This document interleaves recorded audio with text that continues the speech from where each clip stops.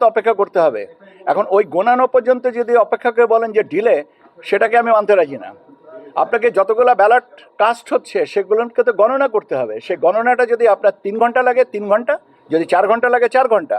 কেন এক একটা কনস্টিটিউয়েন্সিতে আপনার ভোটারের সংখ্যার ভিন্নতা আছে। যে কনস্টিটিউয়েন্সিতে ভোটারের সংখ্যা 5 লক্ষ আর যেখানে 3 লক্ষ, তো 3 লক্ষ ব্যালট, মানে আমি বলছি টোটাল ভোটার কাস্ট যাই হোক না কেন, এই আমি ধরলাম 100% কাস্ট হয়েছে, তাহলে 3,000 ব্যালট গুনতে যে সময় লাগবে আপনার আপনার অতিরিক্ত গুনতে আরও বেশি সময় লাগবে। এবং আপনি যদি কনস্টিটিউয়েন্সি ভাবে ধরেন যেখানে 5 লক্ষ ভোটার, সেইটার গণনার যে সময় লাগবে 3 লক্ষের জন্য গণনা করার সময় কম লাগবে।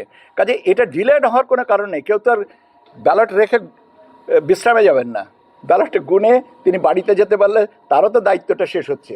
কাজে আমরা ওইভাবে জিনিসটাকে কেন দেখছি না। পরিবহনের ব্যাপারে যে নিষেধাজ্ঞা আছে দেওয়া আছে যে 11 তারিখ মধ্যরাত্রে থেকে 12 তারিখ মধ্যরাত পর্যন্ত পরিবহন বন্ধ থাকবে। ভোট নিয়ে শঙ্কার কোনো শঙ্কাই নেই।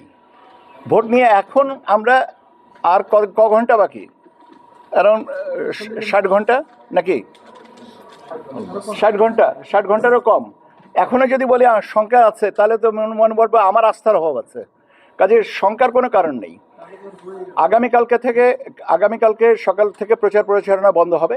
ইয়েস, এবং বড় মাপের যে সমস্ত জিনিসগুলো আছে, যে মিছিল, মিটিং, শোডাউন ইত্যাদি এগুলো বন্ধ হবে। সামাজিক যোগাযোগ মাধ্যমে আমরা আশা করব যে যোগাযোগ মাধ্যমে যেন এই প্রচারণাগুলো বন্ধ থাকে। মনিটরিংয়ের ব্যবস্থা আছে, আমরা এখানে করি, এবং সেটার জন্য আমরা জানেন যে আমাদের এখানে একটা সেল আছে, সেখান থেকে করায়। এর সাথে আমরা আমাদের যে অন্যান্য যে গভর্নমেন্ট এজেন্সিসগুলো আছে তাদের কাছ থেকেও আমরা ডেটা শেয়ার করি।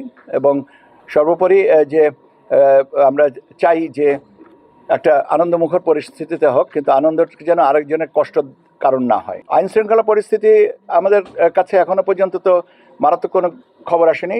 আমি একটু আগেও আপনাদের সাথে কয়েকজনের সাথে কথা বলছিলাম যে দুর্ভাগ্যজনকভাবে 2টো ঘটনা ঘটেছে যেখানে 2 জনের প্রাণহানি হয়েছে। যেমন তফসিল ঘোষণা পরপরে জনাব হাদি, আমরা তাকে হারিয়েছি, এবং আপনার ওই কয়েকদিন আগে একটা শেরপুরে যারা ঝিনাইগাতিতে একটা হয়েছে।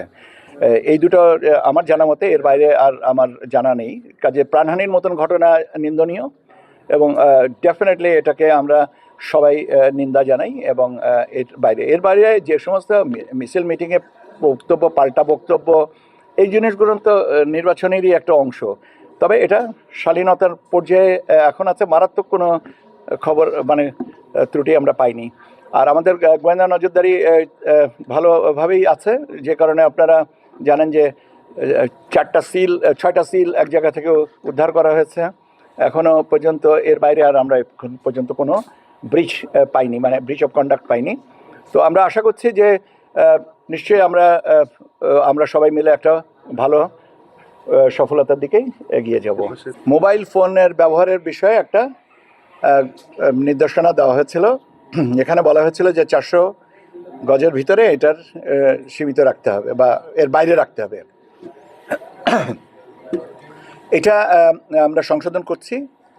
মোবাইল ফোন নিয়ে ভোটাররা ভিতরে যাবেন এবং প্রার্থীরা যাবেন, তাদের এজেন্টরা যাবেন, এবং তারা ছবি তুলবেন, কিন্তু গোপন কক্ষ যেখানে স্টাম্পিং হয় সেখানে করবেন না।